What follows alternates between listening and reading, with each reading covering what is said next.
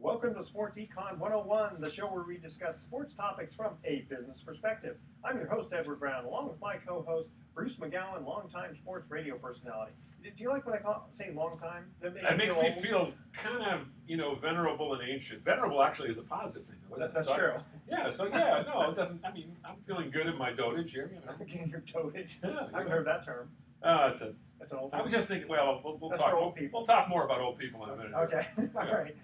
Today's show is going to be really fun because we have Mark Purdy, who is San Jose Mercury News columnist. He's going to join us in the second segment. Bruce was kind enough to get him on the. Mark was kind enough to do this spur of the moment. Mark has been around since the late '70s, I believe. We'll get the details on that, but he's been. Almost old people. I know. Well, I'm telling you, this guy knows his stuff. He covers everything. It'll be fun. Okay, and now at each commercial break, we're going to ask a sports trivia question, and the first 3 emails with the correct answer are going to win a free vacation to the Lighthouse Resort and Marina. And the vacations are not sponsored by the radio station, but by Lighthouse. And the vacations are free. Their only request is a $75 cleaning fee to cover the housekeeping expenses. Check them out at lighthouseresortandmarina.com. My question is, what if I don't feel like paying that $75? Then give it. It's transferable. You can Okay. give it to somebody else. Oh, there you go. Okay, and today's trivia theme is name that sports team. Ah, So I we'll like have a that. little fun with Yeah, that. should. So we're going to talk about all kinds of things with Mark when he comes on. A little bit about, I guess spring training's over Oh, now. yeah. But I wanna Baseball ask- season's underway. That's it. I want to ask him about his article about the one and done. It was a very good article. He pointed out some very, very good points in there.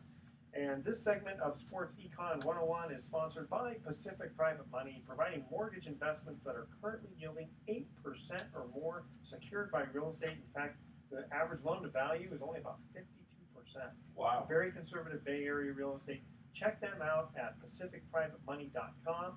You're listening to Sports Econ 101. You can also listen to us on iHeartRadio and TuneIn Radio and Sports Byline USA. And Ron Barr's network. Ron Barr's network. Yeah. All right, stay tuned because when we come back, Mark Purdy is going to join us on Sports Econ 101. All right, so that's our first little segment. Let me save the file here. A little. I was eating an ice cream cone here, and I was talking to Edward, and a little piece of the cone spit out and landed in the grill of the microphone. I'm trying to. Well, we'll save that for the next guest. Trying to remove it here. It's a little tricky. All right. That was such a good ice cream. I went over to Cold. You remember the Cold Stone? Oh yeah. Yeah, they had this fresh cream in a chocolate, in a chocolate cone. Oh my God, it was to die for. I'm usually stay away from that stuff, but I had Thai food this afternoon. So which Thai restaurant? a little hole-in-the-wall Bay Thai down on 4th Street. Nice place. They're excellent food. And then it's very reasonable. It's Yes. like $12 for a whole meal and your drink and your dessert. Do you like sushi? Yeah, it's okay. I'm okay Okay. on sushi. How about you, Mark? Do you like sushi? No, I'm not. No. Yeah, it's an acquired taste. It's an acquired taste, yeah. Yeah, I like sashimi and all that other good Japanese food. I'm not a But huge. okay. It's okay. It's all right. I mean, I'll eat it. All right. Okay. So I'm an omnivore. when we Yeah. when we come back, I'll just go ahead and turn it over to you. Okay. Sounds good. All right. Here we go. Welcome back to Sports Econ 101. I'm Edward Brown, your host, along with Bruce McGowan. Bruce, why don't you introduce our guest? Yeah, it's a pleasure to bring in Mark Purdy, who I've known for many, many years. And Mark, I got to get this straight. Now, you've been with the San Jose Mercury a long time. Is it over 30 years now? Yes. Wow. I arrived in San Jose in the summer of 1984, right? Wow. Right before the Giants played the All-Star game was at Candlestick Park. I don't remember. And the 49ers played in the Super Bowl that winter. And Yeah. the LA Olympic. And the LA, what a time to come to the Bay Area. Well, you've been covering a lot of the things that are going on. And Edward alluded to it earlier that you wrote a nice piece in the local papers recently about this one and done thing. And I guess there's been some controversy about it. Illuminate us a little bit about the article and what your point was that you were trying to make here, because I thought it was a fascinating piece and a timely piece too. Well, thanks. Yeah, we just finished up the Final Four, and there were two teams in the Final Four, Duke and Kentucky, that relied a lot on their freshmen, who everyone pretty much believes, and with good reason, will only be in school for 1 year, and then will declare for the NBA draft. This is what's happened a few years ago when the NBA declared it would not draft 18-year-old kids out of high school, that they'd have to spend 1 year out of high school before any NBA team would draft them. So that put these players that might have been good enough play in the NBA is declare for the draft in a position of, well, we got to go to college somewhere for a year, or the other option, I guess, would be go overseas, which not many 18-year-olds really want to do. How could And so colleges had to make a choice. Are we going to recruit these players that we know, and their parents will tell you, and their players themselves will probably tell you, really, I'm only interested in going to college for 1 year before I declare for the draft. And there aren't many players like that, probably, I don't know, a couple dozen, maybe. And my point with the column was, anyway, the context was the Final Four. Kentucky was very much a team like that. They had 5 or 6 freshmen on the team, and 3 or 4 of them were going to declare for the draft. Duke was the other one. They had a couple, 3 guys that will declare for the draft. I focused principally on Kentucky because Kentucky, when this occurred, when the NBA made that new rule, they decided we're going to go for this guys, and if we have to have 5 new freshmen every year, we're going to do that. It's a commitment because you got to spend a lot of money recruiting those. And John Calipari, the coach there, has been very honest about that's the way we're going to run our program, and we're going to try to win the national championship every year doing that. And they've been very successful in getting a lot of Final Fours, winning 1 national championship that way. But my question has always been, what about the presidents of the schools, that are doing this? And I would include Duke's president, but especially Kentucky because they do it on a bigger basis than most. Because if you're recruiting people that are coming to school with the idea that there's no intention at all of ever getting a degree there, you are filling up your classrooms with those guys, and they're always Kentucky is not as selective as Harvard or Duke. that's assuming they actually go to class, but I know what you're yeah, mean. but here's the funny part. Guys. Calipari, the Kentucky coach, if you spend 4 years in his program, almost all his guys do get degrees. So he knows how to do that. But the school is allowing him to recruit these guys and fill up the University of Kentucky classrooms. Maybe not fill them up, but certainly have a number of spaces in those classrooms that could actually be occupied by students who want to go and get a degree. But how many players? They're declaring, well, we don't care about that, and we won't admit people that actually want to get a degree, so we can get these guys in that don't have any intention of ever getting a degree. I wonder how a school president justifies that, particularly like when he's talking to other school presidents. Like, well, yeah, we're proud to have people in our school that don't have any intention of getting a degree and keep out people who actually do want a degree. Just so hypocritical and so stupid. And I think that the school presidents and the NCAA went together to lobby the NCAA to say, look, let's drop this stupid rule, make it like baseball. You're a great high school baseball player and want to play in the pros. You can do that right out of high school. You should be able to do that in basketball too. Yeah, that makes sense too. I mean, they did it with Kobe Bryant, LeBron James. It didn't hurt those guys, and it didn't hurt the game. I agree with you entirely. It's like I'm coming at it from the standpoint of look, we can probably sit here and all agree that there's a lot of hypocrisy involved in college sports that way, but this is so blatant. Schools declaring we don't care if these guys. We're proud that where schools like Kentucky and Duke are declaring we're very proud to have these people in our classrooms that have no intention of getting a degree. Yeah. But you know what? It's kind of a restraint of trade, really, by forcing them to go to college, and especially if the kids are looking to do that. I mean, what in theory is the reason that they have it, the rule is because they're concerned that these kids are just going to try for the NBA, not make it, and then they got nowhere to go. I mean, there's more of that. It's a risk for these NBA teams to draft an 18-year-old kid out of high school. It's a risk to do that because now you've got to pay. There's only 2 rounds in the draft. You've got to pay these guys pretty good money, and by giving them another year outside of the NBA, it takes away. First of all, the money you have to pay these is on a risky basis, and also allows the NBA teams to see them play another year either in a college environment or an overseas environment. Yeah, but they'll still have the risk. Basically saving money for the NBA by doing this. Colleges are for it because it gives them better players to higher profile. Fans will come out and pay more money to watch. But if you think about it, Mark, they're still. It's a cozy arrangement. Yeah. The only thing being hurt is higher education in America. Yeah. I mean, the kids, after they play for, let's say, Kentucky for a year, they're still going to be back to going for that NBA draft, and the NBA is still going to have to take that risk. That the Right, kids but you've had another year to evaluate. And they're playing at a higher level, They're obviously. playing against Yeah.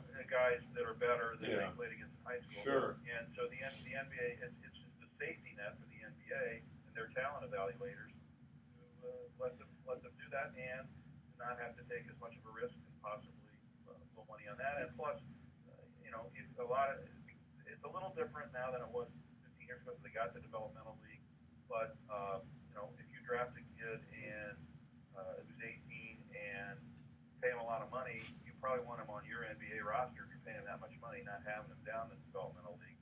It just saves money for the NBA. Sure. And makes it less risky for them. But I don't think colleges should. I don't think colleges should have kids in their classrooms that aren't interested in getting degrees. I wonder if there's enough space. I'm naive that way, I guess. But and here's the other part of it too. There are only what did I say? Maybe a dozen to 2 dozen kids who are ready coming out of high school to even try the NBA. Well, those kids, what about? So only a certain number of schools are going to go try to recruit those. They're the ones with the most money because it costs more money to do that. Because every year you got to spend a lot of money recruiting those guys. You don't get them for 4 years. You got to every year you got to spend 3 or 4 times much on your recruiting budget. There's only a handful of schools that can afford to do that, like Kentucky and Duke. Which is why those guys are always. So that makes it harder for other schools to compete against them. So That's true. The thing that bothers me is a guy like Mike Krzyzewski, who I've always respected, who always seems to be so above board, buys into this whole thing. That kind of surprises me. Well, how does he not? I guess he feels he's forced to. Is that it, That's Mark? right. You got to compete against Kentucky. Yeah. Well, he did win. He's of a stature that he does not have to do that. Yeah. But he chooses to do that. Yeah, but I don't think enough people do call him. Call him on it. No. I guess it's almost like if steroids were legal, how many guys would do it? Yeah. Just take the risk on your body. Yeah. Okay, tell you what, guys, we're going to cut to our first commercial break here. On the line, we do have Mark Purdy, San Jose Mercury News columnist. Thank you very much for joining us. So here again is our first commercial break trivia question against sports team. Robert De Niro played catcher Bruce Person for what baseball team in the movie Bang the Drum Slowly? All right, the first 3 emails with the correct answer are going to win a free 3-day, 2-night stay at the Lighthouse Resort. Email edward@sportsecon101.com the answer to this question.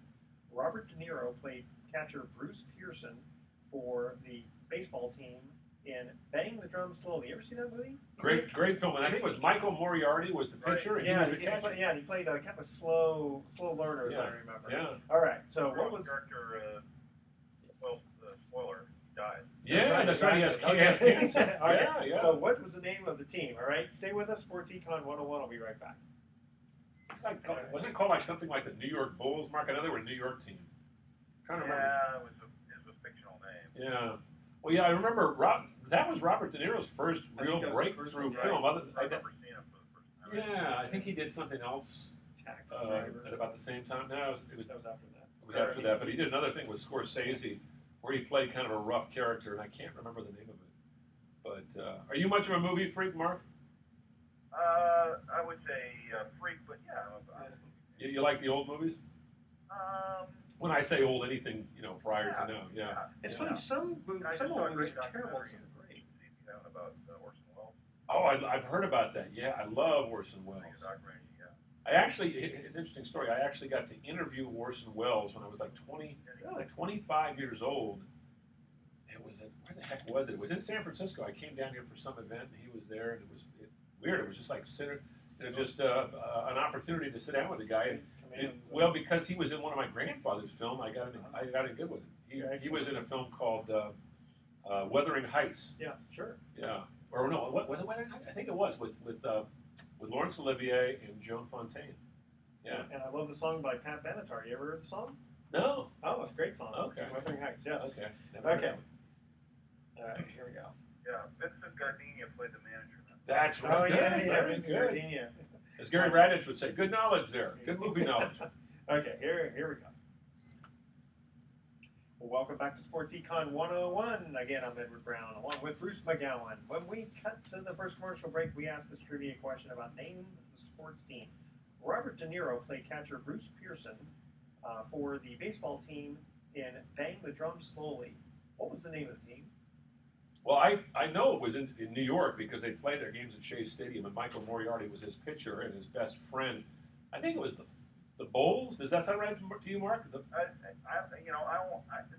name that comes to mind first would be the Gothams, but I don't think that was it. It was something like that. Like Generals, maybe? Yeah, or I want to say maybe Mammoth. Yes. Mammoth. That's it. The Mammoth. Very good. There you go. Yeah. Okay. So And their logo was a little. Right. The logo was a little like a Charlie Finley elephant, wasn't it? What was it? A Charlie Finley elephant. yeah. Yeah. The right answer was what? Mammoth. Yeah, Mammoth. Mammoth. That's right. And Robert De Niro plays a catcher who is not a big star, but he's kind of, I guess he's kind of a little dim-witted, and then he gets cancer, and it's really sad. And he lasts out the season and dies at the end of the season. Very sad. Very sad. I think it's based on a book. By Bernard Malamud, who is a terrific writer, by the way. Yeah, terrific writer. So we have Bruce Purdy on the line. Mark Bruce. Purdy. See, I'm talking, looking at Bruce. We got Mark Purdy on the line. Sorry about that, Mark. Who is? Well, we're both blonde guys, and we're both about the same age. So we're easy to. Okay, to close mix enough. up. Yeah. Close enough. Sorry about that. Actually, I'm more gray than Mark. Mark doesn't have as much gray. He sounds young. Yeah, he is young. Hey, Mark, you're younger than me, aren't you? I turned 63 in a couple months. Oh well, you are a month younger than me. You're You're don't youngster. sound I'm young. happy to be 60. There you go. I like that. So, Mark, let's talk a little baseball. What's going on? What do you see teams wise? Who looks good? Oh, you mean across the league or Well, in the area? let's talk about the West Coast first because that's our area of expertise. But it just seems to me in the American League West that Seattle is the team to really watch this year. Of course, you got Felix. That's what people say, but Yeah. until you do it, you don't do it. I mean, the team I'm most intrigued by is San Diego. Yeah. So many roster changes, and they just picked up the closer from Atlanta the other day. Craig Kimbrell. That looks like that could be a really surprise team in the National League West. Mm-hmm. But again, they haven't done it. Until they do it, you don't know that they can do it. They got a lot of outfielders. I do believe this will pick off anybody outside the Pacific time zone. I think the best baseball is being played in the West these days. Yeah, I really do. no question. And ESPN can show us all the Red Sox and Yankees games they want, and that's fine. But we're watching the best baseball here on the West Coast. Two Bay Area teams, the Dodgers, I think, they have the highest payroll, so they're a real interesting team to watch. And now San Diego and Seattle. Yeah. I don't know any other divisions that are as interesting as the National League West. Yeah, the Angels still look good too, don't they? Certainly got enough hitting. I just don't know about their pitching. Mark, what do you think of the Giants, who have won 3 World Championships in 5 years, yet have a pitching staff that outside of Madison Bumgarner is just a lot of question marks? Yeah. Well, this is an odd year. So They've negotiated themselves into that position. Yeah. By they've signed Tim Lincecum to that 2-year deal that we all wondered about, where he's making a lot of money, but his performance the last few years has not been great. They, really, it's just every team goes through a certain window, right, where the window's open and your best guys, in this case, your best pitchers are in their prime, and that's McCain and Lincecum, and then Vogelsong at one point, and now those guys are getting older, and it's possible the window's closing on them. They've chosen, and they signed Jake Peavy again, another older guy, 33. They've chosen to anchor their starting rotation around those older guys. I'm a little surprised they didn't try to. I guess they did try to sign Lester. I'm surprised that they have not. That organization has a history of developing good young pitchers. I'm a little surprised that we haven't seen another young pitcher, maybe not as good as Madison Bumgarner, but somewhere along the lines to come up and grab a spot in the rotation. But that's the way the Giants have signed guys and negotiated themselves into that with their roster. where's Hudson? But it's a risk. It's a risk, and Yeah. I'm not. We're not. All those guys will not survive the season. Yeah, I mean, Tim Hudson. Now, here's the funny part. Standing today, looking at it, the 2 healthiest guys in that rotation look to be Bumgarner and 39-year-old Tim Hudson. Yeah, who could be a wild card there is a guy nobody knows outside of the Bay Area, Yasmero Petit, who is a kind of a journeyman, but anytime they plugged him in last year as a starter, he performed. And with a hybrid, yeah, valuable tool to have. Yeah, and I like Hunter Strickland. I know he gave up a lot of home runs during the. He's scary out there. When you throw 100 miles an hour, he just needs to either add on the pitch. Straight. Yes. Bruce knows when you throw the fastball straight, eventually major league hitters will figure out the timing of that thing. Do not vary the speed, and you throw it straight and don't move it around. Yeah. He's got to make that. He's got to make that adjustment. I got to ask you about the personalities, though. We have Bruce Bochy, who has won three World Series titles in 5 years as the manager. Is kind of the, in some respects, he's sort of the face of the franchise. Although Bruce is so low key and easygoing, it's kind of hard to identify him thus. And then you have across the bay, you got Bob Melvin, who's sort of a cerebral, very thoughtful, kind of low key guy. Tell us about your impressions of these two managers and their personalities, Mark, because you've gotten to know both of these guys very, very well. Yeah. Well, Bruce Bochy is a baseball lifer who, long before he got to the Giants and impressed me. I mean, he took a Padres team to the World Series that probably didn't have much business being there. Yeah. And he knows how to. It's really knowing how to deal with people. You know that. And, you can be the smartest baseball guy in the world, but if you don't know how to deal with people, there's going to be issues. Bruce has a way of letting the players have just enough rope, as long as they show up every day and treat every at-bat like it's an important at-bat, he has no problem. If you don't, you're in his office, and we don't get to see that part out of it. But I can imagine people who may not know, listeners who may not know, Bochy's a very large man. We make fun of the size of his skull because it is a mammoth skull. When he was a player, I know that in the pod, I heard this story, you may have too. The pod, there was a bet, a clubhouse bet, whether you could fit a six-pack of beer inside Bochy's hat. So big. Could you? You could. Wow. Wow. I don't know if those were the skinny Coors cans or Yeah, what. yeah. Lots of brains there. That's wild. He has a very large skull, and I once called up the head of the brain surgery at Stanford to see if having a large skull meant you had a larger brain. Exactly. That made you smarter. And the guy, the guy was a Giants fan. He said, there's been no scientific research on that, but I'm going to go with it and say yes. I was going to say He's a very bright guy, and he knows how to deal with people, and he knows how. You know what? He knows how to make silence work for him too. Yeah. What I'm talking about. Oh, yeah. yeah. Has looks like a kill type, Yeah, if you're trying to talk, we run into this as journalists, and we'll ask a question. There's a long pause. Yeah. Right. Yeah. And that pause says as much as sometimes the way he answers it. Melvin, but Bruce is also one of these guys who he likes to have guys he can trust. One thing a manager needs to know is what he's going to get with guys out. He likes to have guys he trusts, and he will stick with guys, older guys he trusts a long time and give them every chance. Like Jeremy Affeldt or Sergio Romo, who's not that old, but he trots him out there. On the other side of the Bay here in the Bay Area, Bob Melvin, also a really bright guy, Cal guy, right? And he likes to sit and look at, and he's had to do this because the A's have such roster churn. He's always dealing with different guys. He likes to sit and look at guys' past records. Some of this is that A's analytics stuff. But Bob Melvin is not afraid to try guys in different situations if he thinks their past performance has shown they can perform in this.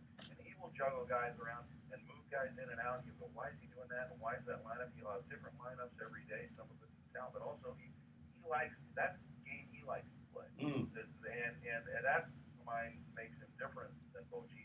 But both really fascinating guys. And if you ask them a question about why they did something, they always have an answer. Well, I appreciate that with Melvin because even though I like Roger Craig as a human being, I did not care for him as a manager with the attitude of, hey, you got to go with the guys who brung you to the dance type of thing. And it's like, he was very loyal. Dusty Baker was that way too. Yeah, but you know what? Dusty was very loyal to a fault. If a guy's in a slump, I mean, you got to see who's hot. Well, sometimes sometimes if you stick with a guy during the tough times, he'll come through with you more often. It's interesting, though, relating to what you're talking about, Mark, and I'm sure you've done this more than a few times.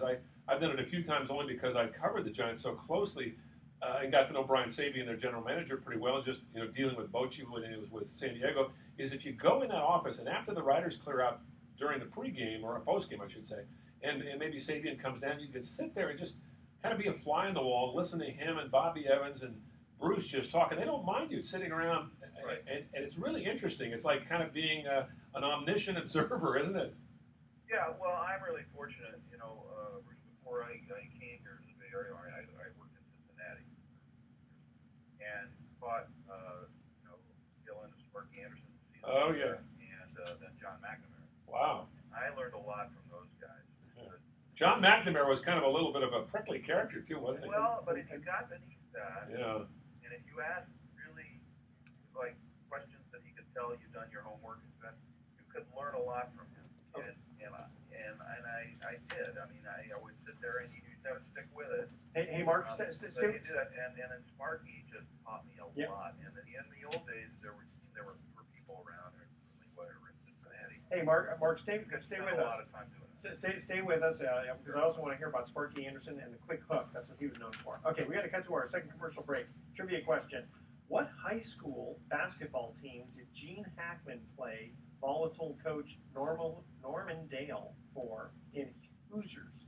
Well, that's Oh, no, don't say anything. Okay, we're going to cut to a break. When we come back, we're going to let Mark answer that question. You're listening to Sports Econ 101. We'll be right back. Sorry, it was the Huskers. But what was the name of that town, Mark? well, it's Hickory. Huh? Hickory There you High. go. That's the name of the town too, right? Hickory, Indiana. I don't know if that was the name of the town. That was the name of the high school. Yeah. That was actually based on a true story, kind of loosely on a true story. Milan High School, yeah. No, that's not too far. I mean, that's not too far from where I you grew grew up on the Ohio-Indiana border. Yeah. Okay. Yeah, it's just, Mark, I don't mean to cut you off. It's just the station has me do hard breaks. And so when you're not in the Oh, no, don't worry don't about apologize. it. I just Don't wanted worry to about know. it. It's better to be talking too much than not enough. Yeah, that's true. Believe me, that's why we got John here. I'm not trying to cut you off. It's No, I know you enjoy doing these things. And I really appreciate you doing this short notice. I just, like I said, I think I mentioned to you, I've been kind of sidetracked by some personal things that have been kind of tough. So, just the way it goes. What we got? Another one? We got one more segment. That lasts about 13 minutes. Okay. Okay. All right. Appreciate it, man. No, I'm just writing today, and I got plenty of time. Okay. Talk a little Warriors, maybe. Yeah. Okay. Yeah. Let's go. Let's finish up with your Sparky thoughts. Finish up with your Sparky. Yeah. And we'll go to the Warriors. Sparky's fun. Okay. Here we go. Welcome back to Sports Econ 101. Again, I'm Edward Brown, your host, along with Bruce McGowan. When we cut to the second commercial break, we ask this trivia question. What high school basketball team did Gene Hackman play volatile coach Norman Dale for in Hoosiers? And Mark Purdy knows the answer. What is that? That's too easy. Hickory High. Hickory, that is correct. And they were called the Huskers, weren't they? I think they were called the Huskers. Oh, now you're Well, and you remember the I star? grew up on the Ohio-Indiana border there, and I think had to memorize every line of dialogue. Oh yeah, I was just thinking about the guy who scored the winning basket in that movie in the championship game. Was named Jimmy Chitwood. Jimmy Chitwood. Great How can you line. forget that name? Get the ball to Jimmy. Yeah. Get it in Jimmy's hands. Yeah, it was, And remember, he looks at the coach. He goes, "Coach, I'll hit it." Yeah. if it was Seinfeld, it'd be Jimmy. A lot of truth in that movie. Oh, God. That movie, I tell you, I cried. Don't you? It's a story of a small high school that won the state championship. It's based on a true story, right? From in Indiana, that was a small town, and in the old days in Indiana, they only had one class. So like the biggest schools from the big cities would play against the smallest cities. So this is a legend in Indiana. This Milan High School, the name of the high school that did that, beat some big school from Indianapolis or something. I think the thing that made it so remarkable to watch the way they recreated the feeling of the 1950s and just what it meant to have a high school team that was in the championship. You get so caught up in that 1.5 hour movie of taking you back into time in the early 1950s. Literally, I had tears in my eyes when they win the championship, and you see. I mean, it's just it's a lot of parts of that movie rang home for me as a kid. My dad was a high school basketball referee, so. Oh, really? Fun. But the part where everybody in the town gets in the cars and they caravan to the state tournament, very, very brought home, a lot of memories. Cool. Well, and it's funny. Now, this is not sports, but did you guys see the movie The Wolf of Wall Street? Yes. Oh, yeah. Leonardo DiCaprio. Okay, so plays a modern day kind of a Jay Gould, doesn't he? You kind of, what was that movie? Glenn Gary, Glenn Ross. Oh, that sort God, of, so, yeah. because I had a lot of clients who were in the municipal bond brokerage business, I can tell you that movie was very accurate. Really? It's a little scary. Yeah, that is scary. Very accurate. That's why we got into sports, right, Mark? That's right. Let Edward handle that I'll high handle that side finance of that stuff. political Okay. stuff. So, Mark Purdy from the San Jose Mercury News here, columnist. Just before we kept a break, you were talking a little bit about Sparky Anderson, and I mentioned he was known for having a quick hook. Yeah. The reason, well, yes, and I love Sparky because he was not afraid to own up to everything he did, and he would admit that he treated Johnny Bench and Pete Rose and Joe Morgan and Tony Perez differently than the other guys on the team. You know, it's just, those guys are good and they deserve it. And he would tell his pitchers, look, don't take it personally when I come out. I'm going to come out and get you. You know, this is the way I operate. We've won championships here. This is how we're going to do it. And you know, one of my favorite guys in the world, because when I was a really young reporter, true story, I was sent. I don't want to do the whole story, but basically, I was when I was a college intern at a paper there, and I was sent down to ask Sparky a question about why he lifted a reliever at a certain time, and it didn't work out. And it was a finite doubleheader, so I'm like the only guy in the locker room at the end of the second game because all the guys are up banging their stories, and the guy from my paper said, "You go down and ask Sparky this question." Okay, so it's me and Sparky, and that's it. I'm going like, Sparky, I hate to ask this question, but you know, you pulled that reliever and then it didn't work out when the guy you brought in. I hate to ask, but why did you do that? And Sparky stands up at his desk and points his finger at me and says, "Let me tell you something, young man.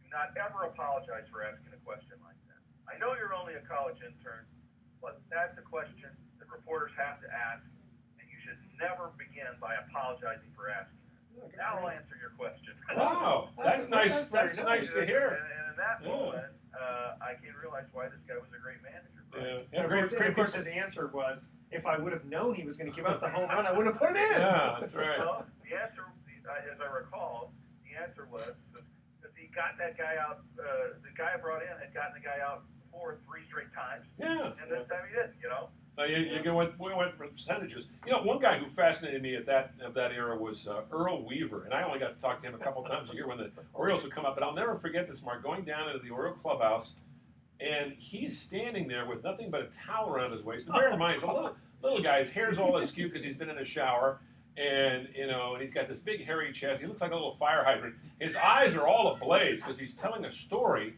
and he's chewing on a chicken bone. And as he's chewing on a chicken bone, he's telling the story. Little bits of the pieces of the chicken are flying out and landing on the writers, and they're furiously scribbling away. And he's gesticulating with his hands. I'd never seen anything like it. And I wanted to record this, but I felt like I was intruding, so I just kind of backed off. And I just realized, wow, this guy is quite a character. Well, you backed off because you might get hit with chicken bones. The chicken bones, yeah. But I mean, Mark, have you ever had an experience like that where you've gone in and the manager is just, because baseball is a very informal sport, and sometimes those guys show you everything. I mean, more than you want to see. Well, Earl Weaver in a towel, that's not something I see. I can declare I am a person who saw Yogi Berra naked Oh, once. God. That was not. You had nightmares about it for weeks, I bet, huh? No, but it's just something I didn't really need to see. Yeah, you're right. And, we're sort of famous in a way for that sort of stuff. Earl Weaver's, my memories of him was just, I never heard a guy use obscenities in more different fashions than Earl did. An adjective, an adverb, a noun, whatever. And, there's so many stories about him there, like he's out to eat someplace and he starts talking like, his baseball manager and telling these stories, and every other word is the F word and so forth. And it's a pretty nice restaurant. So he gets up and he turns and he goes like, where's the up and toilet? And the woman at the next table looks at him and says, I think it's in your mouth. My favorite Earl Weaver line, I covered the 1979 World Series. They're playing Pittsburgh. Great series. He's managing Baltimore. They're playing Pittsburgh. And they're staying in Pittsburgh at a place called the William Penn Hotel. And it's kind of a dump. And so he asked Weaver about it. And he says, what do you think of the hotel? He goes like, it's so effing old, I think they named the guy after the effing hotel. I I remember talking to Whitey Herzog once out on the field at Candlestick, and he was just sort of standing and staring at the high walls of Candlestick, because in the old days at Candlestick you couldn't see anything. It was just these walls all around you with the stands. And somebody asked him, "Hey, what do you think of this ballpark anyway?" Because they wanted to get a reaction. And he looked around and he goes, "I feel like I turned a toilet bowl." I mean, that's Whitey Herzog. He used to. I remember he swatted literally. He's the only manager who ever swatted my microphone out of my hands. I had a similar experience, only I didn't have a microphone, but he got thrown out of a game one day, and remember that long walk the managers had to take back the whole way, and been heckled the whole way.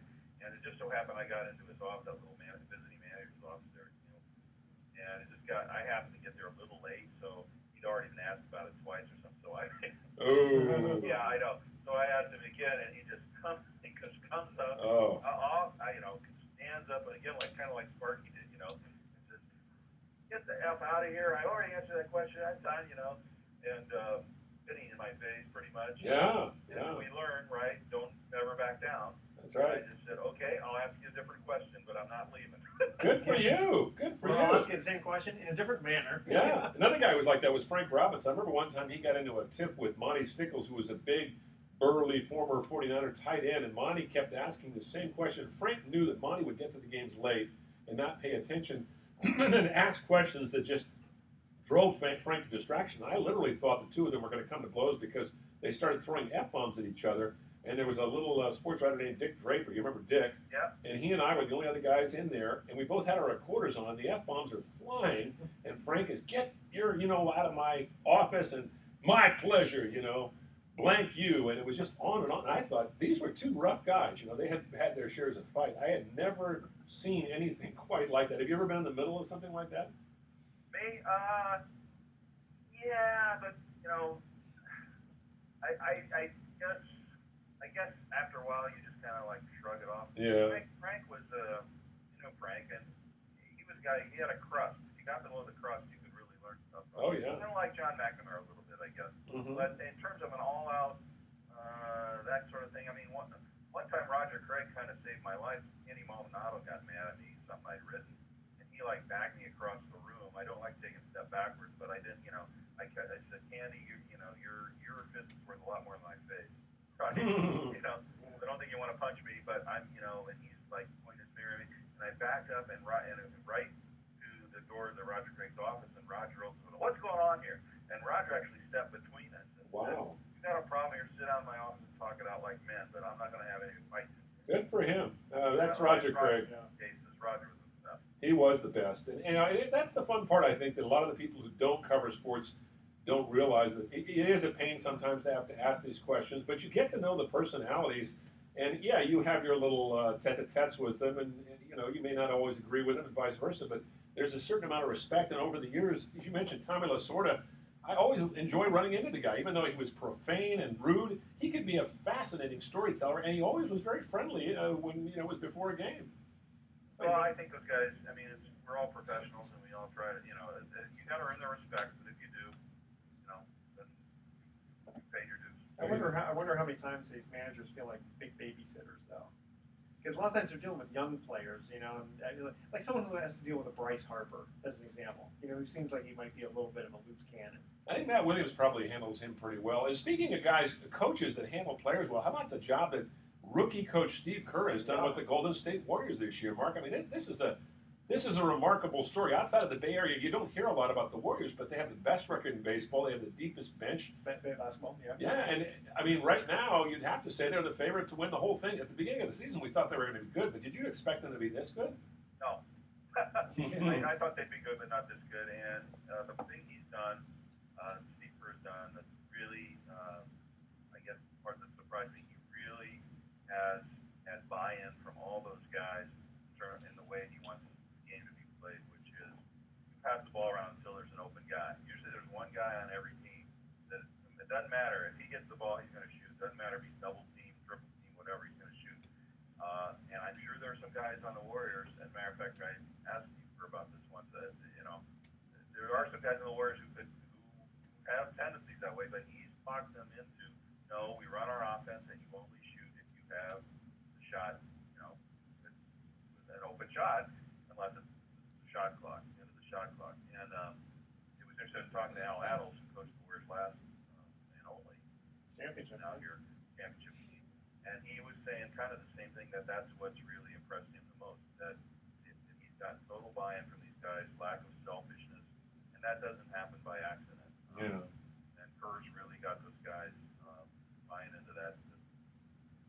Got to ask you a little bit about the personalities, though, because, I mean, and not so much the personalities, but the importance of the players. Everybody talks about how the Warriors cannot afford to lose a Steph Curry. Maybe Klay Thompson they could get by without for a few games here or there. But are there any other guys in that team that you would say, God, if they lose, you know, a Draymond Green or an Andrew Bogut or, you know, even a backup guy like Actually, I would say the other key guy is Andre Iguodala. Yeah, I like him.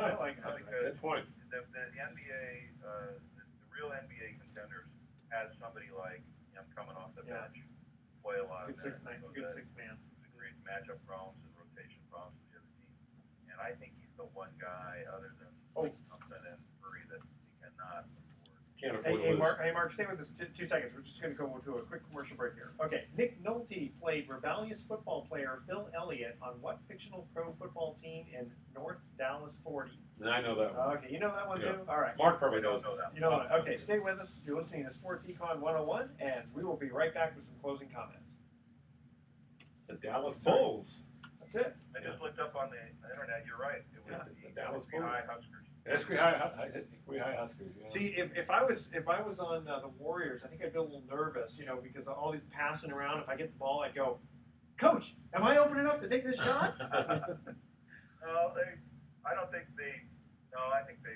Well, that is part of it. But I asked Curry about it. I mean, they practiced that. I mean, Yeah. I think so they go over that and like, yeah, you were open up here. You should have a shot here, and they got it down now, like science in terms of that way. You want to have fun sometimes. Watch your game. I do this sometimes. You know, count the number of passes per possession. Oh, I know. It's a wow. 7, 8, or 9. Yeah. Most other teams, it's like 2 or 3. 2 or 3 emotions. Are you going to be going to all the playoffs, home and away? No, you know, I've always been in the spring, the hockey guy. There's going to be no Shark playoff games this spring, but you know, Kawakami and then Marcus Thompson are other columnists who was former Warriors. Right. Yeah, we just lost a lot. Traveling to Warriors. I know I'll do some home games, but there's a lot going on around here. You know, I'll do some Warriors playoff games, but you know, we've got the baseball, we've got the World National League Golf Championship coming up, and Got the swinging the skirts. NFL draft. Yeah, the NFL draft. Yeah.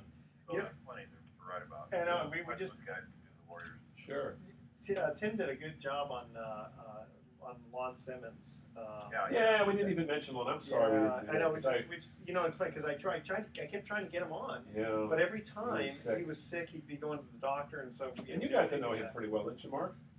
Who's that? Lon Simmons. Yeah. I wasn't close to him, but yeah, I mean, of course, if you live around the Bay Area and you worked in there, you of course you knew Lonnie. Just a sweetheart. Such a nice guy.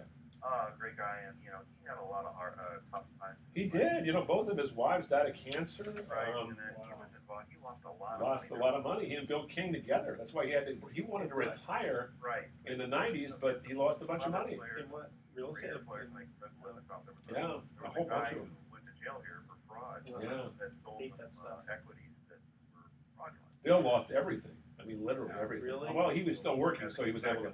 Yeah. I hate that with a passion. Yeah, when people do that. That's all right. Like the kind of stuff I do is just kind of plain vanilla. I understand the pathology of somebody that can put their head on the pillow at night knowing that people that way. Yeah. Well, how about hackers? You know, who do it in a bloodless fashion. They don't even have to face the person they're dealing with. They just do it, surreptitiously. Oh, it's identity it's the theft. ultimate cowardice. Yeah. It really is. No, Anyway. We could get off on a tangent on that. Yeah, and I'm still waiting. By the way, I'm still waiting for Billy Bean to call me because I told him, I said, listen, I can throw in the high 60s. Every we pitch actually should be an off-speed pitch. We actually got Billy Bean on this winter. Yeah, it was very good. It was very good. He's kind of hard to get on shows. I'll tell you, he's very reluctant to do media stuff. It's funny. You have to catch him at the right. And I know you have a good relationship with him, but I know there are a lot of people that just don't. He just doesn't mesh very well with in the media. I can't. He's an interesting cat. Yeah, he is an interesting guy. Very interesting. So, Mark, we only have 2 minutes and 30 seconds. You want to just hang out with us? Sure. Okay. All right. Then we'll take away. Yeah. Okay. All right. And away we go. Welcome back to Sports Econ 101. Again, I'm Edward Brown and Bruce McGowan. is in the studio, and we have Mark Purdy on the line with us. Third final commercial break trivia question. Nick Nolte played rebellious football player Phil Elliott on what fictional pro football team in the movie North Dallas 40? The Dallas Bulls. The North Dallas Bulls. See, Yes. and I thought it was the New York Bulls in the For the other for question. the other question. That's right. You know. So, Mark, thank you so much. Any last closing comments you want to give us? No, I mean, it's a great time of year. We got all these different sports going on, and the playoffs are starting in hockey and in basketball. And I'm sure Bruce feels the same way. You know, we're lucky to be in this business. And one thing I know, when I wake up every morning, it won't be dull. Something will happen. That's true. That's true. It's never been boring for you, has it? No. All right. And, I am of the different guys who approach their job different ways. I try to take my job real seriously. I don't take myself seriously.